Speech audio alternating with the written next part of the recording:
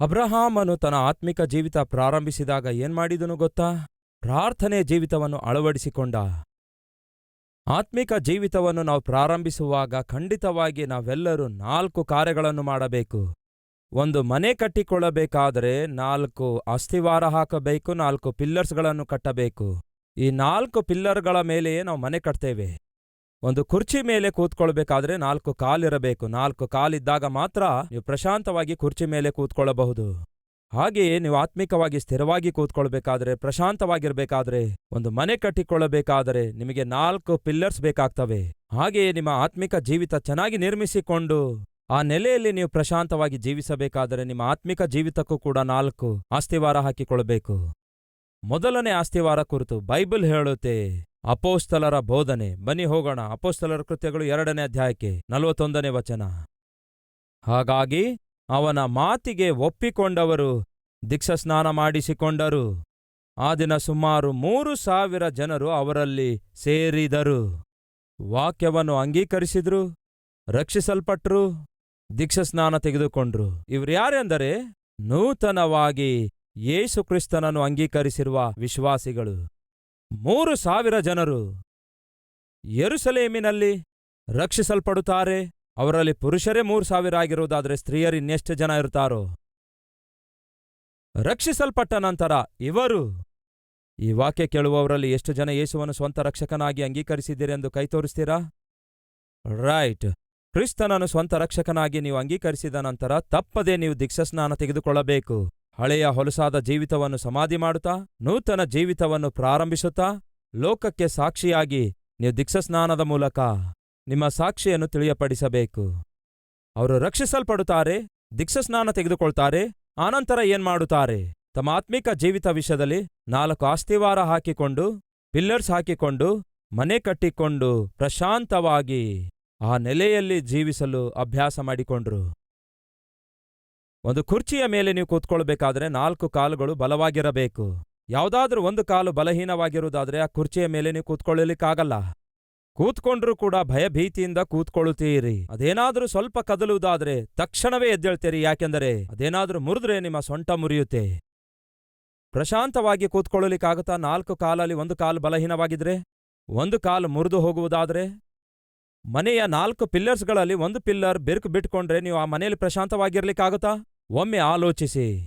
ಹಾಗೆಯೇ ನಿಮ್ಮ ಆತ್ಮಿಕ ಜೀವಿತದಲ್ಲಿ 4 ಪಿಲ್ಲರ್ಸ್ ಮೋಸ್ಟ್ ಇಂಪಾರ್ಟೆಂಟ್ ಆಗಿವೆ. ನೀವು ಪ್ರಶಾಂತವಾಗಿ ಜೀವಿಸುವುದಕ್ಕಾಗಿ, ಪ್ರಶಾಂತವಾಗಿ ಮಲಗುವುದಕ್ಕಾಗಿ, ನಿಮ್ಮ ಕುಟುಂಬಕ್ಕೆ ಪ್ರಶಾಂತತೆ ಕೊಡುವುದಕ್ಕಾಗಿ 4 ಪಿಲ್ಲರ್ಸ್ ಬಹಳ ಸ್ಟ್ರಾಂಗ್ ಆಗಿರಬೇಕು. ಯಾವ್ಯಾವು ಆ 4 ಪಿಲ್ಲರ್ಸ್? ಅದೇ ಅಧ್ಯಾಯದ 42ನೇ ವಚನ ನೋಡಿ. ಇವರು ಅಪೋಸ್ತಲರ ಬೋಧನೆಯನ್ನು, ಅಂದರೆ ಮೊದಲನೇದಾಗಿ ವಾಕ್ಯ. ನೀವು ನಿಮ್ಮ ಆತ್ಮಿಕ ಜೀವಿತ ನಿರ್ಮಿಸಿಕೊಳ್ಳಬೇಕಾದರೆ, ಪ್ರಶಾಂತವಾಗಿ ನಿಮ್ಮ ಆತ್ಮಿಕ ಜೀವಿತ ಮುಂದೆ ಸಾಗಬೇಕಾದರೆ ಮೊದಲನೇದಾಗಿ ನೀವು ಹೊಂದಿಕೊಳ್ಳಬೇಕಾದದ್ದು ವಾಕ್ಯ. ವಾಕ್ಯವನ್ನು ಇದ್ದದನ್ನು ಇದ್ದ ಹಾಗೆ ಬೋಧಿಸುವಂತಹ ಬೋಧನೆ ನಿಮಗೆ ಬೇಕು. ನೇರವಾಗಿಯೂ ಸ್ಪಷ್ಟವಾಗಿಯೂ ಶುದ್ಧವಾಗಿಯೂ ದೇವರ ವಾಕ್ಯವನ್ನು ಸಾರಲ್ಪಡುವಂತಹ ವಾಕ್ಯ ನಿಮಗೆ ಬೇಕು.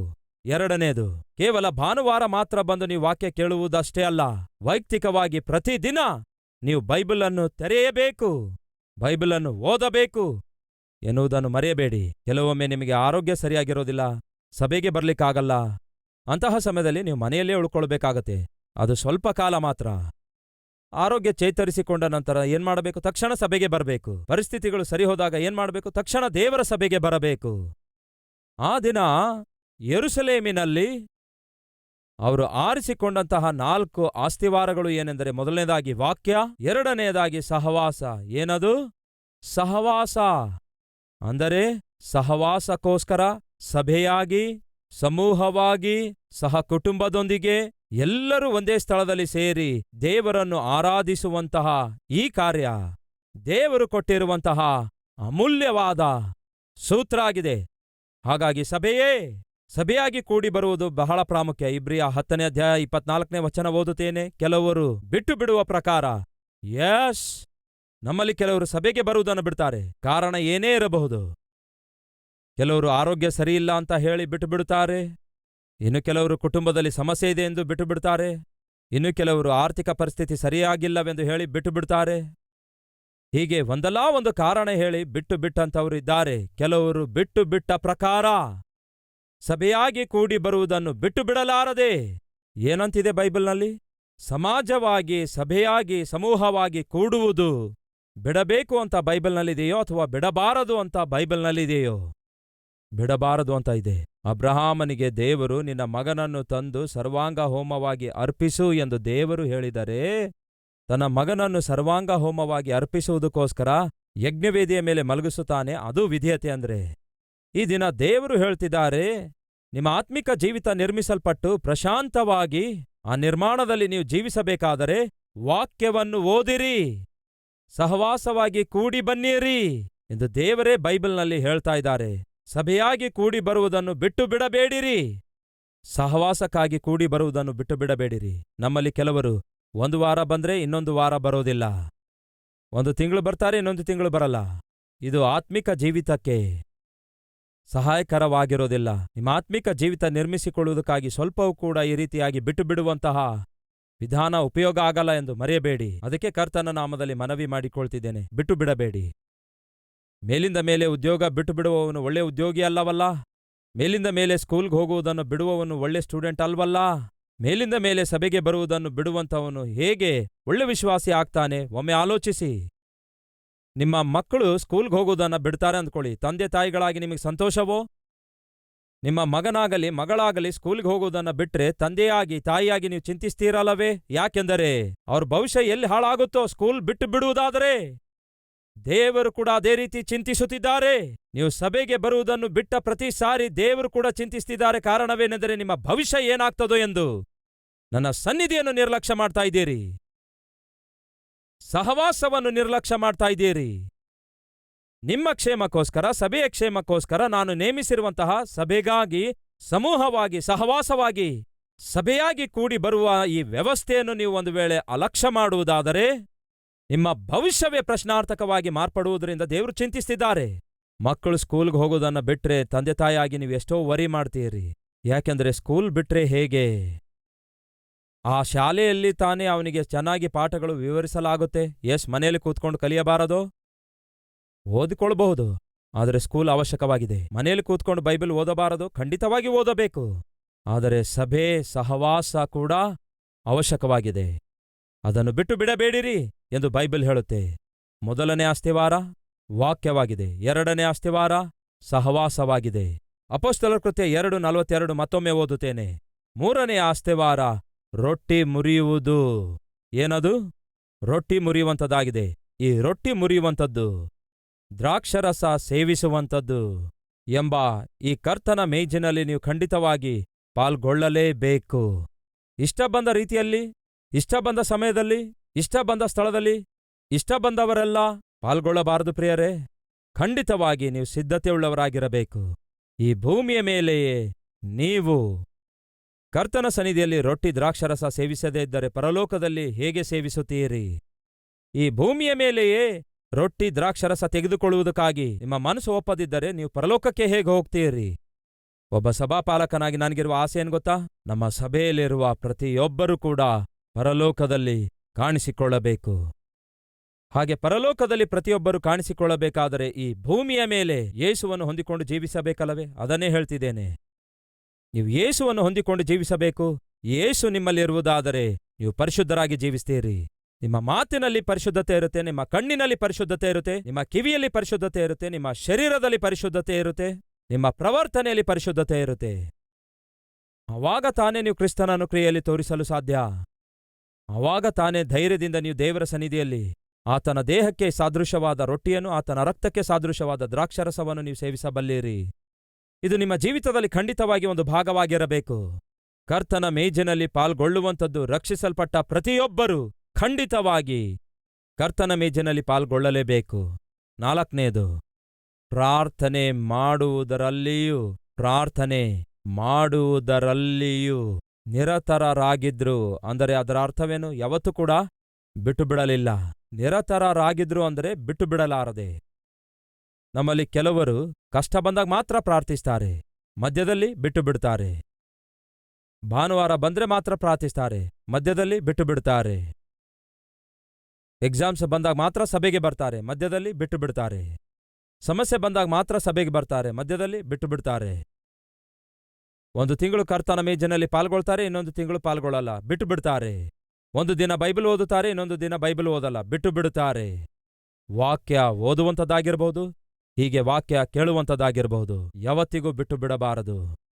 ಸಹವಾಸಕ್ಕಾಗಿ ಸಭೆಯಾಗಿ ಕೂಡಿ ಬರುವಂಥದ್ದು ಯಾವತ್ತೂ ಬಿಟ್ಟು ಬಿಡಬಾರದು. ಕರ್ತನ ಮೇಜಿನಲ್ಲಿ ಪಾಲ್ಗೊಳ್ಳುವಂಥದ್ದನ್ನು ಯಾವತ್ತೂ ಬಿಟ್ಟು ಬಿಡಬಾರದು. ಪ್ರತಿದಿನ ಪ್ರಾರ್ಥನೆ ಮಾಡುವುದನ್ನು ಯಾವತ್ತಿಗೂ ಬಿಟ್ಟು ಬಿಡಬಾರದು. ಅಪೊಸ್ತಲರು ಇಗೋ ಈ 4 ಅಸ್ತಿವಾರಗಳ ಮೇಲೆಯೇ ಸಭೆಯನ್ನು ನಿರ್ಮಿಸಿದ್ರು. ಆದಿಸಭೆ ತಮ್ಮ ಆತ್ಮಿಕ ಜೀವಿತವನ್ನು ಈ 4 ಅಸ್ತಿವಾರಗಳ ಮೇಲೆ ನಿರ್ಮಿಸಿಕೊಂಡು ಅವರು ಪ್ರಶಾಂತವಾಗಿ ಕರ್ತನಿಗೋಸ್ಕರ ಸಾಕ್ಷಿಗಳಾಗಿ ಜೀವಿಸಿದ್ರು. ಪ್ರಿಯ ಸಹೋದರ ಸಹೋದರಿಯರೇ, ಮತ್ತೊಮ್ಮೆ ಹೇಳ್ತೇನೆ ಕೇಳಿ. ಈ 4 ಅಸ್ತಿವಾರಗಳಿಲ್ಲದಿದ್ದರೆ, ಇಲ್ಲವೇ ಪಿಲ್ಲರ್ಸ್ಗಳಲ್ಲಿ ಯಾವುದಾದ್ರೂ ಒಂದಕ್ಕೆ ಬೆರುಕು ಬಂದರೆ ಆ ಮನೆಯಲ್ಲಿರುವವರು ಪ್ರಶಾಂತವಾಗಿ ಮಲಗೋದಿಲ್ಲ. ಗೋಡೆಗೆ ಏನಾದರೂ ಕ್ರ್ಯಾಕ್ ಬಂದಿದೆ ಅಂದ್ಕೊಳ್ಳಿ, ಮನೆಯಲ್ಲಿರುವವರು ಆ ಕ್ರ್ಯಾಕ್ ನೋಡ್ತಾ ಪ್ರಶಾಂತವಾಗಿರ್ಲಿಕ್ಕಾಗುತ್ತಾ? ಯಾರಿಗೆ ಗೊತ್ತು ಯಾವಾಗ ಕುಸಿದು ಬೀಳುತ್ತೆ ಎಂದು. ಪ್ರಾರ್ಥನೆ ಕಡಿಮೆಯಾಗುವುದಾದರೆ, ಸಹವಾಸ ಕಡಿಮೆಯಾಗುವುದಾದರೆ, ವಾಕ್ಯ ಧ್ಯಾನಿಸುವಂಥದ್ದು ಕಡಿಮೆಯಾಗುವುದಾದರೆ, ರೊಟ್ಟಿ ಮುರಿಯುವುದನ್ನು ಬಿಟ್ಟು ಬಿಡುವುದಾದರೆ, ಖಂಡಿತವಾಗಿ ನಿಮ್ಮ ಜೀವಿತದಲ್ಲಿ ಅಶಾಂತಿಯುಂಟಾಗುತ್ತೆ, ಭಯ ಉಂಟಾಗುತ್ತೆ, ಅಭದ್ರತೆಯ ಭಾವನೆ ಉಂಟಾಗುತ್ತೆ. ಅಷ್ಟು ಮಾತ್ರವಲ್ಲ, ಸೈತಾನನು ನಿಮ್ಮ ಮೇಲೆ ತಕ್ಷಣವೇ ದಾಳಿ ಮಾಡಿ ನಿಮ್ಮ ಜೀವಿತದೊಂದಿಗೆ ಆಟವಾಡುತ್ತಾನೆ ಎಂಬ ಈ ವಿಷಯ ಮರೆಯಬೇಡಿರೆಂದು ಕರ್ತನಲ್ಲಿ ಮನವಿ ಮಾಡಿಕೊಳ್ತೇನೆ. ಅಬ್ರಹಾಮನ ಕುರಿತು ನಾನು ಮಾತಾಡ್ತಿದ್ದೇನೆ. ಆತ್ಮಿಕ ಜೀವಿತ ಪ್ರಾರಂಭಿಸಿದ ಅಬ್ರಹಾಮನು ಏನ್ಮಾಡಿದ ಗೊತ್ತಾ? ಪ್ರಾರ್ಥನೆಯ ಜೀವಿತವನ್ನು ಪ್ರಾರಂಭಿಸಿದ. ಅಷ್ಟು ಮಾತ್ರವಲ್ಲ, ಯಜ್ಞವೇದಿ ಕಟ್ಟಿದ. ಆ ಯಜ್ಞವೇದಿ ಮನೆಯಲ್ಲಿ ಕಟ್ಟಲಿಲ್ಲ. ಯಜ್ಞವೇದಿಯಲ್ಲಿ ಕಟ್ತಾರೆ ಹೇಳಿ? ಹೊರಗಡೆ ಕಟ್ತಾರೆ, ಪಬ್ಲಿಕ್ ಆಗಿ ಕಟ್ತಾರೆ. ಆ ಕಾಲದಲ್ಲಿ ಅಬ್ರಹಾಮ ಸಾಧಾರಣವಾಗಿ ಗುಡಾರದಲ್ಲಿ ವಾಸಿಸ್ತಾ ಇದ್ದ. ಗುಡಾರದ ಹೊರಗಡೆ ಜನರು ಸಾಧಾರಣವಾಗಿ ಹೋಗ್ತಾ ಬರ್ತಾ ಇದ್ರು. ಯಜ್ಞವೇದಿ ಕಟ್ಟಿದಾಗ ಜನರು ಖಂಡಿತವಾಗಿ ಪ್ರಶ್ನಿಸ್ತಾರೆ, ಈ ಯಜ್ಞವೇದಿ ಎದಕ್ಕಾಗಿ ಎಂದು. ಇದು ನನ್ನ ದೇವರಿಗೋಸ್ಕರ ನಾನು ನಿರ್ಮಿಸಿರುವ ಯಜ್ಞವೇದಿಯಾಗಿದೆ. ಯಾರು ನಿನ್ನ ದೇವರು? ಯೆಹೋವನು ನನ್ನ ದೇವರು ಎಂದು ಧೈರ್ಯದಿಂದ ಅಬ್ರಹಾಮನು ಸಾಕ್ಷಿ ಕೊಟ್ಟ. ಧೈರ್ಯದಿಂದ ಸಾಕ್ಷಿ ಕೊಟ್ಟ ಅಬ್ರಹಾಮನು, ಪ್ರಾರ್ಥಿಸುವವನಾಗಿರುವ ಅಬ್ರಹಾಮನ ಜೀವಿತದಲ್ಲಿ ಒಂದು ಸಮಸ್ಯೆ ಬಂದಿತು. ಯಾವುದು ಆ ಸಮಸ್ಯೆ ಎಂದರೆ ಬರಗಾಲ ಬಂದಿತು. ಕ್ರೈಸ್ತರಿಗೆ ಕಷ್ಟಗಳು ಬರುವುದಿಲ್ಲವೋ?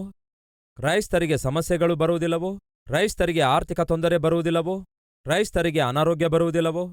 ಕ್ರೈಸ್ತರಿಗೆ ಅಪಜಯ ಉಂಟಾಗುವುದಿಲ್ಲವೋ ಎಂಬ ಪ್ರಶ್ನೆ ನಿಮಗಿರುವುದಾದರೆ, ಖಂಡಿತವಾಗಿ ಕ್ರೈಸ್ತರಿಗೆ ಅಂದರೆ ದೇವರ ಮಕ್ಕಳಿಗೂ ಕೂಡ ಆಪತ್ತುಗಳು ಬರ್ತವೆ, ಅಪಾಯಗಳು ಎದುರಾಗ್ತವೆ, ಅನಾರೋಗ್ಯ ಸಮಸ್ಯೆಗಳು ಬರ್ತವೆ, ಅವಮಾನಗಳು ಬರ್ತವೆ, ಇವೆಲ್ಲವುಗಳು ಬರ್ತವೆ. ಆತ್ಮಿಕನಾಗಿ ಜೀವಿಸುವಂತಹ ಅಬ್ರಹಾಮನ ಜೀವಿತದಲ್ಲಿ ಆಕಸ್ಮಿಕವಾಗಿ ಆಪತ್ತು ಬಂದಿತು. ಕೊರತೆ ಬರಗಾಲದ ರೂಪದಲ್ಲಿ ಕಷ್ಟ ಬಂದಿತು. ಅಬ್ರಹಾಮ ಏನ್ ಮಾಡಬೇಕಿತ್ತು? ಕೊರತೆ ಬರಗಾಲ ಬಂದಾಗ, ಕಷ್ಟ ಬಂದಾಗ ಅಬ್ರಹಾಮನು ಮಾಡಬೇಕಾದದ್ದೇನೆಂದರೆ ಪ್ರಾರ್ಥನೆ. ದೇವರೇ, ಯಾಕೆ ಬಂದಿದೆ ಈ ಕಷ್ಟ? ಯಾಕೆ ಬಂತು ಈ ಸಮಸ್ಯೆ? ಎಲ್ಲವೂ ಚೆನ್ನಾಗಿದೆ ಅಂದ್ಕೊಂಡೆ, ಎಷ್ಟು ಚೆನ್ನಾಗಿ ಪ್ರಶಾಂತವಾಗಿ ಮುಂದೆ ಸಾಗ್ತಾ ಇದೆ, ಸಡನ್ ಆಗಿ ಕೊರತೆ ಬರಗಾಲ ಯಾಕೆ ಬಂತು? ಇದೇನು, ಒಂದು ಹೊತ್ತು ಊಟ ಮಾಡೋದು ಕೂಡ ಕಷ್ಟ ಆಯ್ತು. ನಾನು ನನ್ನ ಹೆಂಡತಿ ತಿನ್ನಲು ಆಹಾರವಿಲ್ಲದೆ ತೊಂದರೆಗೊಳಗಾಗುವ ಈ ಪರಿಸ್ಥಿತಿ ಯಾಕೆ ಬಂದಿತು ಎಂದು ದೇವರ ಬಳಿಗೆ ಬಂದು ಅಬ್ರಹಾಮನು ತನ್ನ ಕಷ್ಟ ಹೇಳಿಕೊಂಡಿದ್ದೇ ಆದರೆ ದೇವರು ಅವನ ಕಷ್ಟ ತೀರಿಸ್ತಾ ಇದ್ರು, ಇಲ್ಲವೇ ಆ ಕಷ್ಟ ಸಹಿಸುವುದಕ್ಕಾಗಿ ಶಕ್ತಿ ಕೊಡ್ತಾ ಇದ್ರು ಎಂಬ ಈ ವಿಷಯ ಮರೆಯಬೇಡಿ. ನಿಮಗಿರುವ ಕಷ್ಟಗಳನ್ನು ದೇವರು ತೀರಿಸಬಲ್ಲರು, ತೀರಿಸಲು ಶಕ್ತರು. ಕೆಲವೊಂದು ಸಂದರ್ಭಗಳಲ್ಲಿ ಆ ಕಷ್ಟ ಸಹಿಸುವ ಶಕ್ತಿಯನ್ನು ದೇವರು ನಿಮಗೆ ಕೊಡ್ತಾರೆ. ಹೊರಗೆ ಭಯಂಕರವಾಗಿ ಮಳೆ ಸುರಿಯುತ್ತೆ, ಗುಡುಗು ಮಿಂಚು ಇರುತ್ತೆ. ಆ ಗುಡುಗು ಮಿಂಚು ಭಯಂಕರವಾದ ಮಳೆಗೂ ಮತ್ತು ಬಿರುಗಾಳಿಗೂ ಮನೆಯಲ್ಲಿರುವ ಮಗು ತಕ್ಷಣ ಎಗರಿ ಬೀಳುತ್ತೆ.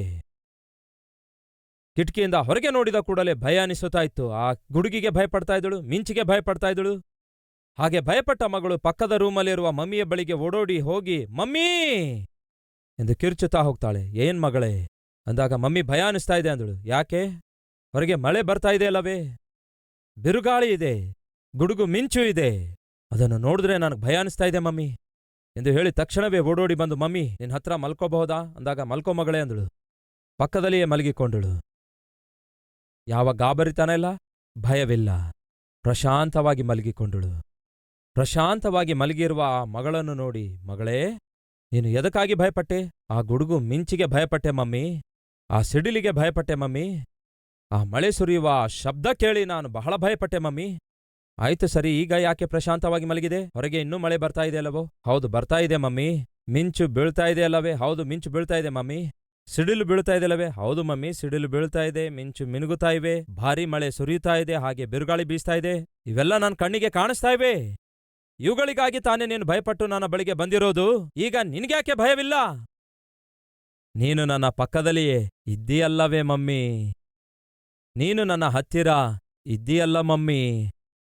ನಿನ್ನ ಸನ್ನಿಧಿ ನನಗೆ ಧೈರ್ಯ ಕೊಟ್ಟಿತು ಅಂದಳು. ಸಹೋದರ ಸಹೋದರಿಯರೇ, ದಯವಿಟ್ಟು ಕೇಳಿ. ಗುಡುಗು ನಿಂತೋಯ್ತೋ? ನಿಂತೋಗ್ಲಿಲ್ಲ. ಮಿಂಚು ನಿಂತೋಯ್ತೋ? ನಿಲ್ಲಲಿಲ್ಲ. ಭಾರೀ ಮಳೆ ನಿಂತೋಯ್ತೋ? ನಿಲ್ಲಲಿಲ್ಲ. ಬಿರುಗಾಳಿ ನಿಂತೋಗಲಿಲ್ಲ. ಮನೆ ಸುತ್ತಲೂ ಆವರಿಸಿತು ಕತ್ತಲೆ. ಆದರೆ ಈ ಮಗು ಯಾಕೆ ಪ್ರಶಾಂತವಾಗಿದ್ದಳು ಗೊತ್ತಾ? ಆಕೆಯ ತಾಯಿ ತನ್ನೊಂದಿಗೆ ಇದ್ದದ್ದರಿಂದ. ನಮ್ಮ ಜೀವಿತದಲ್ಲಿಯೂ ಕೆಲವು ಸಾರಿ ಸಮಸ್ಯೆಗಳಿರ್ತವೆ, ನಮ್ಮ ಸುತ್ತಲೂ ಕಷ್ಟಗಳಿರ್ತವೆ, ನಮ್ಮ ಸುತ್ತಲೂ ಆಪತ್ತುಗಳು ಪ್ರದರ್ಶಿಸುತ್ತಾ ಇರ್ತವೆ, ನಮ್ಮ ಸುತ್ತಲೂ ಅಪಜಯ ತಾಂಡವಿಸುತ್ತಾ ಇರುತ್ತೆ. ಆದರೆ ದೇವರ ಮಗುವಾಗಿ ನೀವು ಪ್ರಶಾಂತವಾಗಿ ಜೀವಿಸಬಹುದು. ದೇವರು ನಿಮ್ಮ ಸಂಗಡ ಇರುವುದಾದರೆ ಎಂಬ ವಿಷಯ ಮರೆಯಬೇಡಿ. ಅಬ್ರಹಾಮನು ಅಂತಹ ಅನುಭವ ಹಾದು ಹೋಗಬೇಕಾಗಿತ್ತು. ಆದರೆ ಅವನು ಮಾಡಿದ್ದೇನೆಂದರೆ, ಕಷ್ಟ ಬಂದಾಗ, ಕೊರತೆ ಬರಗಾಲ ಬಂದಾಗ, ಹೊಟ್ಟೆ ಹಸುವಿನಿಂದ ಬಳಲುತ್ತಿರುವಾಗ, ತನ್ನ ಜೊತೆ ಇರುವವರ ಹಸುವೆಯನ್ನು ನೀಗಿಸಲಾರದೇ ಇರುವಾಗ ಅಬ್ರಹಾಮನು ಒಂದು ತಪ್ಪು ಮಾಡ್ದ. ಆ ತಪ್ಪು ಯಾವುದೆಂದರೆ, ದೇವರ ಪರ್ಮಿಷನ್ ಪಡೆಯಲಾರದೆ, ಪ್ರಾರ್ಥನೆ ಮಾಡಲಾರದೆ ಒಂದು ನಿರ್ಣಯ ತೆಗೆದುಕೊಂಡ. ಏನದು? ತಾನಿರುವ ಸ್ಥಳದಿಂದ ಐಗುಪ್ತ ದೇಶಕ್ಕೆ ಹೊರಟು ಹೋಗಬೇಕು ಎಂಬ ತೀರ್ಮಾನ ತೆಗೆದುಕೊಂಡ. ಐಗುಪ್ತ ದೇಶ ಈ ಲೋಕಕ್ಕೆ ಸಾದೃಶ್ಯವಾಗಿದೆ. ಐಗುಪ್ತ ದೇಶ ಪರಿಪಾಲಿಸುವ ರಾಜನಾದ ಫರೋ ಸೈತಾನನಿಗೆ ಸಾದೃಶ್ಯನಾಗಿದ್ದಾನೆ. ಲೋಕಕ್ಕೂ ಸೈತಾನನಿಗೂ ಸಾದೃಶ್ಯವಾಗಿರುವಂತಹ ಈ ಐಗುಪ್ತ ದೇಶಕ್ಕೂ ಹಾಗೆಯೇ ಫರೋಹನ ಬಳಿಗೂ ಅಬ್ರಹಾಮನು ಹೋಗುವ ಅಗತ್ಯವಿರಲಿಲ್ಲ. ಯಾಕೆಂದರೆ ಪ್ರಪಂಚವನ್ನೇ ಪರಿಪಾಲಿಸುವಂತಹ ದೇವರು ಅವನ ಸಂಗಡ ಇರುವಾಗ, ಅವನ ಜೀವಿತದಲ್ಲಿ ಯಾವುದಾದ್ರೂ ಕಷ್ಟ ಬಂದ್ರೆ ಅವನು ದೇವರನ್ನು ಆಶ್ರಯಿಸುವುದರ ಬದಲಿಗೆ ಅಬ್ರಹಾಮನು ಫರೋಹನನ್ನು ಆಶ್ರಯಿಸಿದ, ಐಗುಪ್ತ ದೇಶವನ್ನು ಆಶ್ರಯಿಸಿದ. ತನ್ನ ಹೆಂಡತಿಯನ್ನು ತನ್ನೊಂದಿಗಿರುವವರೆಲ್ಲರನ್ನು ಐಗುಪ್ತ ದೇಶಕ್ಕೆ ಕರೆದೊಯ್ದ. ಅಲ್ಲಿಗೆ ಹೋದ ನಂತರ ಅವನಿಗೆ ಅರ್ಥವಾಯಿತು ಅದು ಎಷ್ಟು ಪಾಪಿಷ್ಟ ದೇಶವಾಗಿದೆ ಎಂದು, ಅಲ್ಲಿರುವವರು ಎಷ್ಟು ಪಾಪಿಷ್ಟರಾಗಿದ್ದಾರೆಂದು. ಅವನು ಐಗುಪ್ತ ದೇಶದೊಳಗೆ ಸೇರಿಕೊಂಡ ನಂತರ ಅವನಿಗೆ ಅರ್ಥವಾಯಿತು ಅವನ ಜೀವಿತ ಎಷ್ಟು ಪ್ರಮಾದಕ್ಕೊಳಗಾಯಿತೆಂದು. ಮೊದಲಿದ್ದ ಸ್ಥಳದಲ್ಲಿ ಅವನು ಹಸುವೆಂದ ಬಳಲಿದ್ದ, ಆದರೆ ಐಗುಪ್ತಕ್ಕೆ ಹೋದ ನಂತರ ಅವನ ಪ್ರಾಣವೇ ಅಪಾಯಕ್ಕೊಳಗಾಯಿತೆಂದು ಗೊತ್ತಾಯಿತು. ಯಾವಾಗ ಅಬ್ರಹಾಮನು ತನ್ನ ಪ್ರಾಣಕ್ಕೆ ಅಪಾಯ ಉಂಟಾಯಿತೆಂದು ಗಮನಿಸುತ್ತಾನೋ, ಯಾಕೆ ಅವನ ಪ್ರಾಣ ಆ ರೀತಿ ಅಪಾಯಕ್ಕೆ ಒಳಗಾಯಿತು ಗೊತ್ತಾ? ಅಬ್ರಹಾಮನ ಹೆಂಡತಿಯಾದ ಸಾರಳು ಬಹಳ ಸುಂದರಿಯಾಗಿದ್ದಳು. ತನ್ನ ದೇಶ ಬಿಟ್ಟು ಬೇರೆ ದೇಶಕ್ಕೆ ಹೋಗ್ತಾನೆ, ಪರದೇಶಿಗೆ ಪರನಾಗಿ ಅಲ್ಲಿಗೆ ಹೋಗ್ತಾನೆ. ಅವನ ಹೆಂಡತಿಯನ್ನು ಅಂದವಾಗಿದ್ದಳು. ಹಾಗಾಗಿ ಅಲ್ಲಿರುವ ಮನುಷ್ಯರನ್ನು ನೋಡ್ತಾ ಇರುವಾಗ, ಅವರ ನೋಟ ನೋಡ್ತಾ ಇರುವಾಗ, ಅವರ ಪ್ರವರ್ತನೆ ನೋಡುವಾಗ ಅರ್ಥವಾಯಿತು, ಪ್ರತಿಯೊಬ್ಬನೂ ಕೂಡ ಆಕೆಗೆ ಮೇಲಿನಿಂದ ಕೆಳಗಿನವರೆಗೂ ನೋಡ್ತಾ ಇದ್ದ. ಇವರ ನಡತೆ ನೋಡುವುದಾದರೆ, ಇವರ ವ್ಯವಹಾರ ನೋಡುವುದಾದರೆ, ಇವರ ಜೀವನ ಶೈಲಿ ನೋಡುವುದಾದರೆ ಖಂಡಿತವಾಗಿ ನನ್ನ ಕುಟುಂಬಕ್ಕೆ ಅಪಾಯ ಆವರಿಸಿದೆ. ನನ್ನ ಹೆಂಡತಿಯ ಮೇಲೆ ಇವರು ಕಣ್ಣು ಹಾಕ್ತಿದ್ದಾರೆ. ಒಂದು ವೇಳೆ ಆಕೆ ನನ್ನ ಹೆಂಡತಿ ಎಂದು ಹೇಳುವುದಾದರೆ ಅವರು ನನ್ನನ್ನು ಕೊಂದು ಹಾಕ್ತಾರೆ, ನನ್ನ ಹೆಂಡತಿಯನ್ನು ಬದುಕಲು ಬಿಡುತ್ತಾರೆ. ಹಾಗಾಗಿ ಆ ದಿನ ಅಬ್ರಹಾಮನು ತನ್ನ ಹೆಂಡತಿಗೆ ಕರೆದು, ನಾನು ಬದುಕಬೇಕನ್ನುತ್ತಾ ಇದೀಯಾ, ಸಾಯ್ಬೇಕನ್ನುತ್ತಾ ಇದೀಯಾ ಎಂದು ಕೇಳ್ತಾನೆ. ಯಾಕಾ ಮಾತು ಹೇಳ್ತಾ ಇದ್ದೀರಿ? ನೀವು ಬದುಕಿರಬೇಕ್ರಿ. ನಾನು ಬದುಕಿರಬೇಕಾದರೆ ನೀನು ಒಂದು ಸುಳ್ಳು ಹೇಳಬೇಕು. ಯಾವುದು ಆ ಸುಳ್ಳು? ನಾನು ನಿನ್ನ ಗಂಡ ಎಂಬ ವಿಷಯ ಯಾರಿಗೂ ಹೇಳಬೇಡ. ಅದೇನ್ರಿ, ನೀವು ನನ್ನ ಗಂಡ ಅಲ್ಲವೋ ಅಂದಾಗ ನಾನು ಬದುಕಬೇಕನ್ನುತ್ತಾ ಇದೀಯಾ ಇಲ್ಲವೋ? ನೀವು ಬದುಕಿರಬೇಕ್ರಿ ಅಂದಾಗ ಅದಕ್ಕೆ ಹೇಳ್ತಿದ್ದೇನೆ. ನಾನು ಬದುಕಿರಬೇಕು ಎಂದು ಒಂದು ವೇಳೆ ನೀನು ಅಂದುಕೊಳ್ಳುವುದಾದರೆ ಒಂದು ಸುಳ್ಳು ಹೇಳು. ನಾನು ನಿನ್ನ ಗಂಡ ಅಲ್ಲ ಎಂದು ಸುಳ್ಳು ಹೇಳು. ಹೇಗೆ ಹೇಳಲಿಕ್ಕಾಗುತ್ತೇರಿ? ನಾನು ಬದುಕಬೇಕೆಂದು ನೀನು ಅಂದುಕೊಳ್ಳುವುದಾದರೆ ಈ ಸುಳ್ಳು ಹೇಳು. ನೀವು ಬದುಕಬೇಕೆಂದು ಆಶಿಸುತ್ತಿದ್ದೇನೆ ರೀ. ಆಯ್ತು, ನೀವು ಹೇಳ್ದಂತೆ ಸುಳ್ಳು ಹೇಳ್ತೇನೆ ಅಂದಾಗ ಆಯ್ತು, ಒಳ್ಳೆಯದು. ನಾನು ಕೂಡ ಹಾಗೆಯೇ ಹೇಳ್ತೇನೆ. ಫರೋಹನಿಗೆ ಈ ವಾರ್ತೆ ತಲುಪುತ್ತೆ. ಯಾರೋ ಒಬ್ಬ ವಿದೇಶದವನು ಬಂದಿದ್ದಾನೆ, ನಮ್ಮ ದೇಶವನ್ನು ಆಶ್ರಯಿಸಿಕೊಂಡು ಬಂದಿದ್ದಾನೆ. ಅವನ ಬಳಿಯಲ್ಲಿ ಒಬ್ಬ ಸ್ತ್ರೀ ಇದ್ದಾಳೆ. ಆ ಸ್ತ್ರೀ ಬಹಳ ಅಂದವಾಗಿದ್ದಾಳೆ. ನಾವು ಹೋಗಿ ಎನ್ಕ್ವೈರಿ ಮಾಡಿದ್ದೇವೆ, ಆಕೆ ಯಾರೆಂದಾಗ ತಿಳ್ಕೊಂಡೆವು ಆ ಸ್ತ್ರೀ ಅವನ ಸಹೋದರಿಯಾಗಿದ್ದಾಳೆಂದು. ತಕ್ಷಣ ಫರೋಹನು ತನ್ನ ಮನುಷ್ಯರನ್ನು ಅಲ್ಲಿಗೆ ಕಳಿಸುತ್ತಾನೆ. ಯಾರಲ್ಲಿ? ಅಬ್ರಹಾಮ ಹೊರಗೆ ಬರ್ತಾನೆ. ಆ ಸ್ತ್ರೀ ಯಾರು ಅಂದಾಗ ನನ್ನ ಸಹೋದರಿ ಅನ್ನುತ್ತಾನೆ. ಫರೋ ಕರ್ಕೊಂಡು ಬಂದಿದ್ದಾನೆ. ಆಗ ಅಬ್ರಹಾಮನು ತನ್ನ ಹೆಂಡತಿಯನ್ನು ಆ ದಿನ ತನ್ನ ಪ್ರಾಣ ಕಾಪಾಡಿಕೊಳ್ಳುವುದಕ್ಕಾಗಿ ತನ್ನ ಹೆಂಡತಿ ವಿಷಯದಲ್ಲಿ ಸುಳ್ಳು ಹೇಳಿ ಕಳಿಸಿಕೊಟ್ಟ. ಪ್ರಿಯರೇ, ಎಂಥ ಘೋರ ನೋಡಿ, ಎಷ್ಟು ದೊಡ್ಡ ಘೋರ ನೋಡಿ. ದೇವರ ಮೇಲೆ ಆಧಾರಗೊಳ್ಳಬೇಕಾದವನು, ದೇವರ ವಾಗ್ದಾನದ ಮೇಲೆ ಆಧಾರಗೊಳ್ಳಬೇಕಾದವನು ಒಂದು ಸುಳ್ಳಿನ ಮೇಲೆ ಆಧಾರಗೊಳ್ತಾನೆ. ಇದೇನ್ರಿ, ನಾವ್ಯಾಕೆ ಸುಳ್ಳು ಹೇಳಬೇಕು? ನಾವು ಬದುಕಬೇಕಾದ್ರೆ ಹೇಳಲೇಬೇಕು. ಈ ದಿನ ಬಹಳ ಜನ ಇದೇ ಫಾರ್ಮುಲಾ ಬಳಸ್ತಾರೆ. ನಾನು ಬದುಕಬೇಕಾದರೆ, ನನ್ನ ಕುಟುಂಬ ಬದುಕಿಸಿಕೊಳ್ಳಬೇಕಾದರೆ, ನನ್ನ ಮಕ್ಕಳಿಗೆ ವಿದ್ಯಾಭ್ಯಾಸ ಕೊಡಿಸಬೇಕಾದರೆ ನಾನು ಸುಳ್ಳು ಹೇಳಲೇಬೇಕು. ನನ್ನ ಉದ್ಯೋಗದಲ್ಲಿ ಸುಳ್ಳು ಹೇಳಲೇಬೇಕು, ವ್ಯಾಪಾರದಲ್ಲಿ ಸುಳ್ಳು ಹೇಳಲೇಬೇಕು ಮನೆಯಲ್ಲಿ, ಸುಳ್ಳು ಹೇಳಲೇಬೇಕು ಬಂಧುಗಳಿಗೆ, ಸುಳ್ಳು ಹೇಳಲೇಬೇಕು ಪಕ್ಕದ ಮನೆಯವರಿಗೆ. ಈ ದಿನ ಬಹಳ ಜನರು ದೇವರ ಮೇಲೆ ಆಧಾರಗೊಳ್ಳುವುದರ ಬದಲಿಗೆ ಸುಳ್ಳಿನ ಮೇಲೆ ಆಧಾರಗೊಂಡು ಬದುಕುತ್ತಿದ್ದಾರೆ. ದಯವಿಟ್ಟು ಕೇಳಿ, ಆ ಸುಳ್ಳು ಅಬ್ರಹಾಮನಿಗೆ ಏನ್ ಮಾಡಿತು ಗೊತ್ತಾ? ಅಲ್ಲ ಕಲ್ಲೋಲ ಮಾಡಿಬಿಟ್ಟಿತು. ಅದೇ ಸುಳ್ಳು ಏನ್ ಮಾಡಿತು ಗೊತ್ತಾ? ಅಬ್ರಹಾಮನ ಕುಟುಂಬ ಕ್ಷಣ ಮಾತ್ರದಲ್ಲಿ ಒಡೆದು ಹಾಕಿತು. ಅಬ್ರಹಾಮನ ಕುಟುಂಬ ನಾಶ ಮಾಡಿತು. ನಿತ್ಯವೂ ತನ್ನ ಕಣ್ದೃಷ್ಟಿಯಲ್ಲಿರಬೇಕಾದ ಅವನ ಹೆಂಡತಿ ಅವನಿಂದ ದೂರವಾಗ್ತಾಳೆ. ಎಲ್ಲಿಗೆ ಹೋಗ್ತಾಳೆ? ಕೊಂಡೊಯ್ಯಲ್ಪಡುತ್ತಾಳೆ. ಯಾರ ಬಳಿಗೆ? ಫರೋಹನ ಬಳಿಗೆ. ಒಬ್ಬ ರಾಜನು ಸುಂದರವಾಗಿರುವ ಒಬ್ಬ ಸ್ತ್ರೀಯನ್ನು ತನ್ನ ಪ್ಯಾಲೇಸ್ಗೆ ಯಾಕೆ ಬರಮಾಡಿಕೊಳ್ತಾನೆ? ಮದುವೆ ಮಾಡಿಕೊಂಡು ಹೆಂಡತಿಯನ್ನಾಗಿ ಮಾಡಿಕೊಳ್ಳುವುದಕ್ಕಾಗಿ ತಾನೆ. ಎಂಥ ಘೋರ ನೋಡಿ! ಅಬ್ರಹಾಮನು ಕೊನೆಗೆ ತಾನು ಹೇಳಿದ ಸುಳ್ಳಿನ ನಿಮಿತ್ತ ಅವನ ಕುಟುಂಬವೇ ನಾಶವಾಗಿ ಹೋಗ್ತಾ ಇತ್ತು.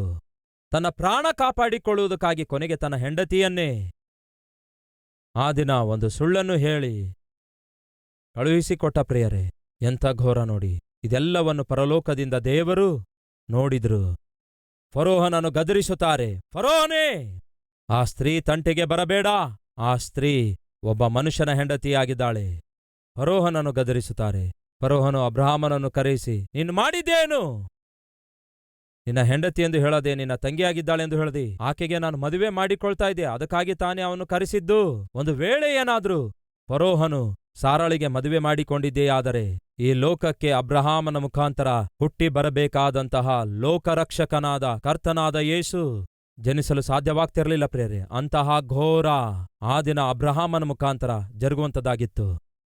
ಮಹಾಜ್ಞಾನವುಳ್ಳ ದೇವರು ಮಾಡಿದೇನು ಗೊತ್ತಾ? ಮಧ್ಯಸ್ಥಿಕೆ ವಹಿಸಿದ್ರು.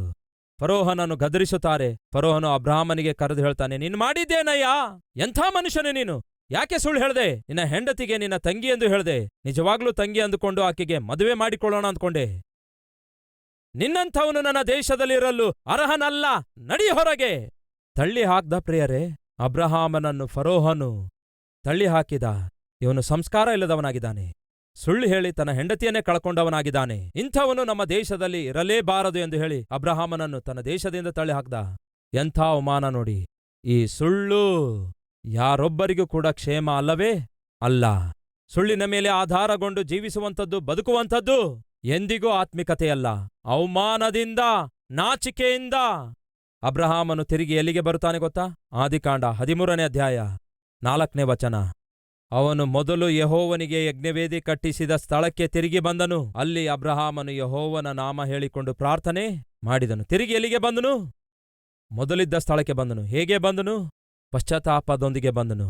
ದೇವರೇ, ಎಂಥ ಕೆಲಸ ನಾನು ಮಾಡಿದೆ. ಕೊರತೆ, ಬರಗಾಲ, ಕಷ್ಟ ಬಂದಿದ್ದಕ್ಕೆ ನಿನ್ನ ಪಾದ ಹಿಡಿದುಕೊಳ್ಳುವುದರ ಬದಲಿಗೆ, ಪ್ರಾರ್ಥಿಸುವುದರ ಬದಲಿಗೆ ಅದೇನೋ ಆತುರಪಟ್ಟು ನಿರ್ಣಯ ತೆಗೆದುಕೊಂಡು ಫರೋಹನನ್ನು ಆಶ್ರಯಿಸಿದೆ, ಐಗುಪ್ತ ದೇಶವನ್ನು ಆಶ್ರಯಿಸಿದೆ, ಮರ್ಯಾದೆಯನ್ನು ಕಳೆದುಕೊಂಡೆ. ಪಶ್ಚಾತ್ತಾಪ ಪಡುತ್ತಿದ್ದೇನೆ, ಪ್ರಾರ್ಥಿಸುತ್ತಾ ಇದ್ದೇನೆ, ಪರಿಶುದ್ಧಪಡಿಸೆಂದು ಬೇಡಿಕೊಳ್ಳುತ್ತಿದ್ದೇನೆ. ಇನ್ನೆಂದಿಗೂ ಕೂಡ ಸುಳ್ಳಿನ ಮೇಲೆ ಆಧಾರಗೊಂಡು ನಾನು ಜೀವಿಸುವುದಿಲ್ಲ. ನಿನ್ನ ಮೇಲೆಯೇ ಆಧಾರ ಪಡುತ್ತೇನೆ. ದಾರಿ ತಪ್ಪಿದಂತಹ ಅಬ್ರಹಾಮನು ನೇರವಾಗಿ ಎಲ್ಲಿಗೆ ಬರುತ್ತಾನೆ ಗೊತ್ತಾ? ಎಲ್ಲಿ ಅವನು ದೇವರನ್ನು ಬಿಟ್ಟನೋ, ದೇವರ ಸನ್ನಿಧಿಯನ್ನು ಬಿಟ್ಟನೋ ಅಲ್ಲಿಗೆ ತಿರುಗಿ ಬಂದನು. ಸಹೋದರ ಸಹೋದರಿಯರೇ, ಈ ದಿನ ನಮ್ಮ ಮಧ್ಯೆ ಯಾರಾದ್ರೂ ಇದ್ದೀರಾ? ದೇವರನ್ನು ಬಿಟ್ಟಂಥವರು, ಆತ್ಮಿಕತೆಯನ್ನು ಬಿಟ್ಟಂಥವರು, ಪರಿಶುದ್ಧತೆಯನ್ನು ಬಿಟ್ಟಂಥವರು, ನಂಬಿಕೆಯನ್ನು ಬಿಟ್ಟಂಥವರು, ಹೆಂಡತಿಯನ್ನು ಬಿಟ್ಟಂಥವರು, ಗಂಡನನ್ನು ಬಿಟ್ಟಂಥವರು, ಮಕ್ಕಳನ್ನು ಬಿಟ್ಟಂಥವರು, ಸಭೆಯನ್ನು ಬಿಟ್ಟಂಥವರು, ಸಾಕ್ಷಿಯನ್ನು ಬಿಟ್ಟಂಥವರು ಯಾರಾದ್ರೂ ಇದ್ದೀರಾ? ತಿರುಗಿ ಬನ್ನಿರಿ ದೇವರ ಬಳಿಗೆ. ಏನ್ ಮಾಡ್ತಾರೆ ದೇವರು? ಅಬ್ರಹಾಮನು ಸುಳ್ಳುಗಾರನಾಗಿದ್ದ. ಪ್ರಿಯರೇ, ಈ ಅಬ್ರಹಾಮನು ಒಬ್ಬ ಸುಳ್ಳುಗಾರನಾಗಿದ್ದ. ಇಂತಹ ಸುಳ್ಳುಗಾರನು ತನ್ನ ಸುಳ್ಳಿನ ನಿಮಿತ್ತ ತನ್ನ ಕುಟುಂಬವನ್ನೇ ಒಡೆದುಕೊಳ್ಳುವುದಕ್ಕೆ ಸಾಹಸ ಮಾಡಿದಂಥವನು ತನ್ನ ತಪ್ಪೇನೆಂದು ತಿಳಿದುಕೊಂಡು ಪಶ್ಚಾತ್ತಾಪ ಪಟ್ಟಾಗ ಇಂತಹ ಸುಳ್ಳುಗಾರನನ್ನು ದೇವರೇನ್ ಮಾಡಿದ್ರು ಗೊತ್ತಾ? ಶ್ರೇಷ್ಠ ನಾಯಕನನ್ನಾಗಿ ಮಾರ್ಪಡಿಸಿದರು. ಪ್ರಿಯರೇ, ಇದೇ ಸುಳ್ಳುಗಾರನು ಆದಿಕಾಂಡ 22ನೇ ಅಧ್ಯಾಯಕ್ಕೆ ಬರೋಷ್ಟೊತ್ತಿಗೆ 40 ವರ್ಷಗಳ ನಂತರ ಏನಾಗುತ್ತಾನೆ ಗೊತ್ತಾ? ಇಡೀ ಪ್ರಪಂಚಕ್ಕೆ ಆಶೀರ್ವಾದಕರವಾಗಿ ದೇವರು ಮಾರ್ಪಡಿಸುವ ಹಾಗೆ ಮೊದಲ ಹೆಜ್ಜೆ ಹಾಕಿದ. ಪ್ರಿಯರೇ, ಒಬ್ಬ ಸುಳ್ಳುಗಾರನೇ, ಆದರೆ ತನ್ನ ಜೀವಿತ ಸರಿಪಡಿಸಿಕೊಂಡು ತನ್ನ ಬದುಕನ್ನು ದೇವರಿಗೆ ಅರ್ಪಿಸಿಕೊಟ್ಟದಕ್ಕಾಗಿ ಈ ದಿನ ಇಡೀ ಪ್ರಪಂಚಕ್ಕೆ ಆಶೀರ್ವಾದಕರವಾಗಿ ಮಾರ್ಪಟ್ಟನು. ಈ ದಿನ ನೀವು ಕೂಡ ಸುಳ್ಳುಗಾರರಾಗಿರ್ಬೋದು. ಬಾಯಿ ತೆರೆದ್ರೆ ಸುಳ್ಳಾಡ್ತಿರ್ಬಹುದು. ಗಂಡನಿಗೆ ಸುಳ್ಳು, ಹೆಂಡತಿಗೆ ಸುಳ್ಳು, ಮಕ್ಕಳೊಂದಿಗೆ ಸುಳ್ಳು, ನೆಂಟರಸ್ಥರೊಂದಿಗೆ ಸುಳ್ಳು, ನೆರೆಯವರೊಂದಿಗೆ ಸುಳ್ಳು, ಜೊತೆ ಸಹೋದರರಿಗೆ ಸುಳ್ಳು, ಉದ್ಯೋಗ ಮಾಡುವ ಸ್ಥಳದಲ್ಲಿ ಸುಳ್ಳು, ವ್ಯಾಪಾರದಲ್ಲಿ ಸುಳ್ಳು, ನಿಮ್ಮ ಬದುಕೇ ಸುಳ್ಳಾಗಿರುವುದಾದರೆ ಕೇಳಿರಿ, ಅವಮಾನ ತಂದುಕೊಳ್ಳುತ್ತೀರಿ, ಅಪಕೀರ್ತಿಯನ್ನು ನೀವು ತಂದುಕೊಳ್ಳುತ್ತೀರಿ. ಹಾಗೆ ಜರುಗದೆ ನಿಮ್ಮ ಜೀವಿತ ಒಳ್ಳೆಯದಾಗಿರಬೇಕಾದರೆ ಈ ದಿನವೇ ಸುಳ್ಳು ಹೇಳುವಂತಹ ನಾಲಿಗೆಯನ್ನು ಬಿಟ್ಟು ಬಿಡಿಯಿರಿ. ಕರ್ತನ ಪಾದ ಹಿಡಿದುಕೊಳ್ಳಿರಿ. ನಿಮಗಿರುವ ಪ್ರತಿ ಕಷ್ಟ ಆತನೇ ತೀರಿಸುತ್ತಾನೆ. ನೀವು ಆಧಾರ ಮಾಡಿಕೊಳ್ಳಬೇಕಾದದ್ದು ಸುಳ್ಳನ್ನಲ್ಲ, ನೀವು ಆಧಾರ ಮಾಡಿಕೊಳ್ಳಬೇಕಾದದ್ದು ಆಪತ್ ಬಾಂಧುವಾಗಿರುವಂತಹ ನಮ್ಮ ಕರ್ತನಾದ ಯೇಸು ಕ್ರಿಸ್ತನನ್ನು ಎಂದು ನಂಬಿ ಈ ದಿನ ಮೊದಲುಗೊಂಡು ದೇವರು ಆಶಿಸಿದಂತೆ ಜೀವಿಸೋಣವೇ? ಬನ್ನಿರಿ, ಪ್ರತಿಯೊಬ್ಬರು ಪ್ರಾರ್ಥಿಸೋಣ. ಬನ್ನಿ.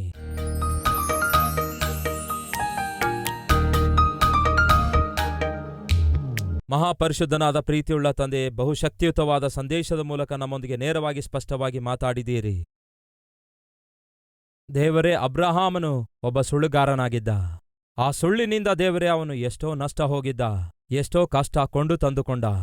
ಆದರೆ ಅದೇ ಸುಳ್ಳುಗಾರನು ನಿನ್ನ ಸನ್ನಿಧಿಗೆ ಸೇರಿ ಪಶ್ಚಾತ್ತಾಪಪಟ್ಟು ತನ್ನ ಜೀವಿತ ಮರುಸಮರ್ಪಣೆ ಮಾಡಿಕೊಂಡಾಗ ಎಷ್ಟೋ ಅದ್ಭುತನಾದ ಆತ್ಮಿಕನಾಗಿ ಮಾರ್ಪಡಿಸಿದ್ರಿ, ಎಷ್ಟೋ ಶ್ರೇಷ್ಠನಾದ ನೀತಿವಂತನಾಗಿ ಮಾರ್ಪಡಿಸಿದ್ರಿ. ದೇವರೇ, ಈ ದಿನ ನಮ್ಮ ಮಧ್ಯೆ ಯಾರ್ಯಾರು ಸುಳ್ಳಿನ ಮೇಲೆ, ಅನ್ಯಾಯದ ಮೇಲೆ, ಅಕ್ರಮದ ಮೇಲೆ ಆಧಾರಗೊಂಡು ಜೀವಿಸುತ್ತಾ ಸಂಪಾದಿಸುತ್ತಾ ದೇವರೇ ನಿಮ್ಮ ದೃಷ್ಟಿಯಲ್ಲಿ ಅಪರಾಧಿಗಳಾಗಿದ್ದಾರೇನೋ, ಅಂಥವರು ಎಂದೇ ಆಗಲಿ ಸ್ಥಿರಗೊಳ್ಳುವುದಿಲ್ಲ, ಉದ್ಧಾರವಾಗುವುದಿಲ್ಲ ಎಂಬ ಈ ವಾಸ್ತವವನ್ನು ಗ್ರಹಿಸಿಕೊಂಡವರಾಗಿ ತಮ್ಮ ಆತ್ಮಿಕ ಜೀವಿತವನ್ನು ದೇವರೇ ನಿಮ್ಮ ಸನ್ನಿಧಿಯಲ್ಲಿ ತಿದ್ದುಕೊಳ್ಳುತ್ತಾ ಪಶ್ಚಾತ್ತಾಪ ಪಡುತ್ತಿರುವ ಪ್ರತಿಯೊಬ್ಬರನ್ನು ದೇವರೇ ಕ್ಷಮಿಸಿರಿ.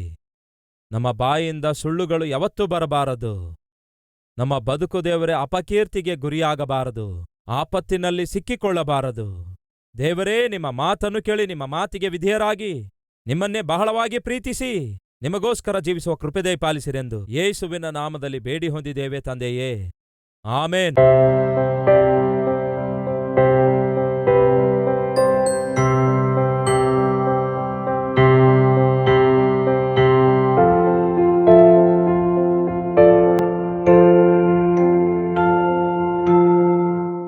ನಮ್ಮ ವಿಳಾಸ Calvary, post box number 30, Kukatpally, Hyderabad 72.